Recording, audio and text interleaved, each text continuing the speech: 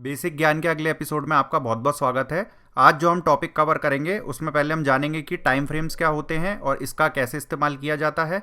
उसके बाद जानेंगे कि ट्रेंड किसको कहते हैं और करेक्शंस क्या होते हैं। तो चलिए इनके बारे में जानते हैं। जैसा कि हमने पिछली वीडियोस में देखा था कि हमें कोई भी कैंडल स्टिक फॉर्म करने के लिए 4 वैल्यूज़ की ज़रूरत पड़ती है, O, H, L और C, यानी ओपन, हाई, लो, क्लोज। उसके आधार पर एक कैंडल स्टिक एक दिन के कारोबार को दर्शा देती है, जिसको 1 डे का कैंडल कहा जाता है। ऐसे ही यदि हर दिन के कारोबार को एक कैंडल से दर्शाया जाए तो उस सीरीज से जो ये चार्ट बना है, जैसा कि आपको दिख रहा है, इसको कैंडल स्टिक चार्ट बोला जाता है।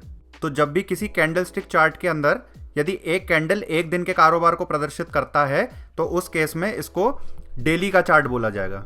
अब इस चार्ट में दिक्कत यह है कि जैसे आपने स्टार्टिंग यहाँ से जुलाई से करी है और दिसंबर तक, यानी कि आप कई महीनों के कारोबार को एक बार में देख पा रहे हैं। पर मान लीजिए कि आप सिर्फ जो कल का कारोबार हुआ था, जो आखिरी कैंडल बनी थी, उसको आप जूम करके देखना चाहते हैं कि उसके अंदर हर घंटे कितना कितना प्राइस का कारोबार हुआ है। तो वो जानने के लिए आपको आवरली चार्ट्स लगाने पड़ेंगे, यानी कि एक कैंडल स्टिक 1 घंटे की बनेगी। तो देखते हैं उसका एग्जाम्पल। तो इस एग्जाम्पल में आप देख सकते हैं कि 3 तारीख की जब शुरुआत हुई थी तब से लेकर के यहाँ पे जो 7 कैंडलें बनी हैं, ये सेम वो जो सिंगल कैंडल जो यहाँ पे बनी थी, ये वाली कैंडल, इसका रिप्रेजेंटेशन है। यदि मैं उस कैंडल को जूम करके देखूंगा तो मुझे इस तरह की 7 1-1 घंटे की कैंडल दिखाई देंगी। इसमें एक कैंडल 1 घंटे की फ्लक्चुएशन को शो कर रहा है, यानी हर घंटे में OHLC को रिकॉर्ड किया जा रहा है और जैसे ही 1 घंटा खत्म होता है तो एक कैंडल बन जाती है। उसी तरह से हर एक घंटे का अपना अपना एक ओपन, हाई, लो, क्लोज की वैल्यू अवेलेबल है। तो ये हर चार्टिंग प्लेटफॉर्म के अंदर ऑप्शन होता है कि आपको किस टाइम फ्रेम का चार्ट देखना है। तो उसमें अगर आप आवरली सेलेक्ट करेंगे तो आप इसमें छोटे टाइम फ्रेम पे ये देख सकते हैं कि उसके अंदर और क्या क्या मूवमेंट किस तरह से हुई है प्राइस के अंदर। तो इसमें आप देख रहे हैं कि आप इसमें 23 तारीख से लेकर के 6 तारीख तक का, यानी अप्रॉक्स पिछले 1 हफ्ते का कारोबार आप आराम से इसमें देख पा रहे हैं। अब मान लीजिए कि यदि मैं इस वाली जो आखिरी कैंडल को और छोटे टाइम फ्रेम पे देखना चाहूँ कि हर 5-5 मिनट के अंदर इसके अंदर क्या एक्टिविटी हुई थी, तो मैं इसमें 5 मिनट का टाइम फ्रेम का चार्ट लगा लूंगा। तो उसका एग्जांपल देखते हैं। ये देखिए, यहाँ पे दिन की शुरुआत 3 तारीख का ये सबसे पहले कैंडल बनी और यहाँ पे एक हाई बना था, यहाँ पे लो बना और ये ओपन वाली वैल्यू हो गई और ये क्लोज वाली वैल्यू होगी, जैसा कि हमने कैंडल स्टिक के बारे में जाना था। ये एक कैंडल स्टिक हर 5 मिनट की फ्लक्चुएशन को शो कर रहा है और इस तरीके से हम देख पा रहे हैं कि पहले स्टॉक का प्राइस धीरे धीरे नीचे आया, फिर ऊपर गया और आखिरी में यहाँ तक आने के बाद लगभग 3 बजे के आसपास इसने यहाँ पर एक लो फॉर्म किया था। ये लो उस बड़ी वाली कैंडल जो एक सिंगल कैंडल बनी थी उसके लो के बराबर ही होगा ये। उसके बाद स्टॉक का प्राइस आखिरी के कुछ 15-20 मिनट में ऊपर की तरफ गया था और यहाँ पे क्लोजिंग आ गई थी। तो इस तरीके से डिफरेंट टाइम फ्रेम्स के अंदर हम चीज़ों को और बारीकी से एनालाइज कर सकते हैं। इसमें आप देख सकते हैं कि पूरे चार्ट को आप आराम से देख पा रहे हैं कि पूरे दिन के कारोबार में क्या हुआ था। अब कुछ इंपॉर्टेंट टाइम फ्रेम्स के बारे में जान लेते हैं। मान लीजिए कि अगर आप ये जानना चाहते हैं कि किसी स्टॉक में स्टार्टिंग से जब से वो शुरू हुआ है तब से लेकर के वो स्टॉक किस तरह की मूवमेंट कर रहा है, अपसाइड जा रहा है या डाउन साइड जा रहा है, तो उसका ब्रॉडर ट्रेंड जानने के लिए, जो कि 15-20 साल का हो सकता है, हम मंथली टाइम फ्रेम की कैंडल यूज़ करेंगे। यानी कि एक ऐसा चार्ट जिसमें एक कैंडल जो है वो 1 मंथ के फ्लक्चुएशंस को शो करेगी। इसी तरह से यदि हमें बहुत लंबे ट्रेंड्स देखने हो कि 2 से 5 साल में चार्ट किस तरह से काम किया है, ऊपर गया है या नीचे गया है प्राइस, तो हम वीकली कैंडल्स देख सकते हैं। थोड़े और कम ड्यूरेशन यानी 1 से 2 साल के लिए 1 डे का कैंडल देख सकते हैं।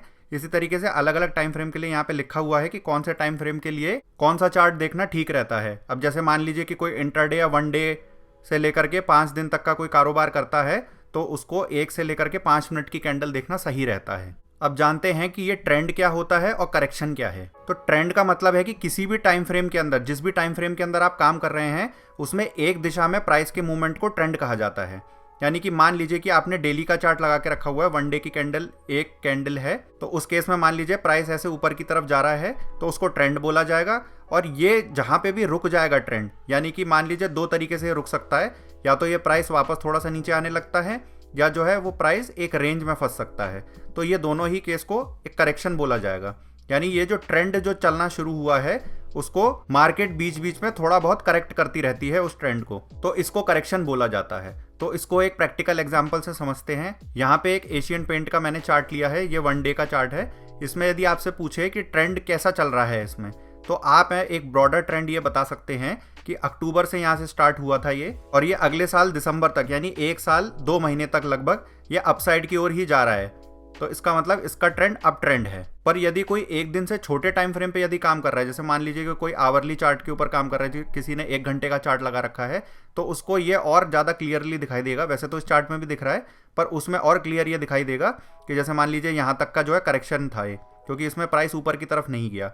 उसके बाद फिर यहाँ पे थोड़ी सी और करेक्शन हुई, फिर यहाँ से एक नया ट्रेंड शुरू हुआ। उसके बाद ट्रेंड के बाद यहाँ पे एक करेक्शन फिर से आई, फिर यहाँ से एक छोटा ट्रेंड शुरू हुआ, फिर यहाँ पर एक करेक्शन मिली, फिर यहाँ से एक ट्रेंड शुरू हुआ और फिर उसकी यहाँ तक की एक करेक्शन मिली, फिर एक ट्रेंड और फिर यहाँ से एक करेक्शन। तो हम इसमें ये देख पा रहे हैं, यदि कोई स्टॉक बहुत बड़े टाइम फ्रेम पे यानी कि डेली, मंथली या वीकली जैसे बड़े टाइम फ्रेम्स में अप ट्रेंड में चल रहा है, तो उसके अंदर काफ़ी सारे छोटे छोटे ट्रेंड्स होते हैं और उसकी भी करेक्शंस होती है। हमेशा जिन स्टॉक्स का ट्रेंड अपसाइड की ओर होता है बड़े टाइम फ्रेम में, उनके हमेशा ऊपर जाने की प्रोबेबिलिटी बहुत ज़्यादा होती है। और जो स्टॉक स्टार्टिंग से ही डाउन ट्रेंड में चल रहे होते हैं, यानी कि ट्रेंड तो दोनों तरफ का हो सकता है, यदि कोई स्टॉक ऐसे इस दिशा में नीचे की तरफ जा रहा हो, तो फ्यूचर में भी उसके डाउन जाने की प्रोबेबिलिटी बहुत ज़्यादा होती है। बीच बीच में इस तरह के चढ़ाव और उतार आते रहते हैं, जैसा कि हम देख पा रहे हैं ट्रेंड और करेक्शन। पर उसका मतलब ये नहीं है कि एक ब्रॉडर ट्रेंड चेंज हो गया हो। ब्रॉडर ट्रेंड हमेशा अपसाइड या डाउन साइड ज़्यादातर केसेस में बना रहता है। तो आशा करता हूं कि इस वीडियो में आपको ट्रेंड और करेक्शन के बारे में एक बेसिक जानकारी मिली होगी। ट्रेंड्स के बारे में अभी आगे आने वाले वीडियोस में हम और डिटेल में चर्चा करेंगे। उसमें हम ये जानेंगे कि ट्रेंड के बेस पे स्टॉक सिलेक्शन कैसे किया जाता है, और करेक्शंस में भी कितने टाइप के करेक्शन होते हैं, कैसे होते हैं और हम इनको कैसे आइडेंटिफाई कर सकते हैं, इनके बारे में काफ़ी डिटेल में जानेंगे। अगर आपको हमारे एफर्ट्स पसंद आ रहे हैं तो इस वीडियो को लाइक कर दीजिए और इस चैनल को सब्सक्राइब कर दीजिए। और यदि आपने अभी तक हमारा फ्री टेलीग्राम चैनल ज्वाइन नहीं किया है तो उसको ज्वाइन कर लीजिए, उसका QR कोड अभी आपके सामने आएगा। Thank you and have a nice day.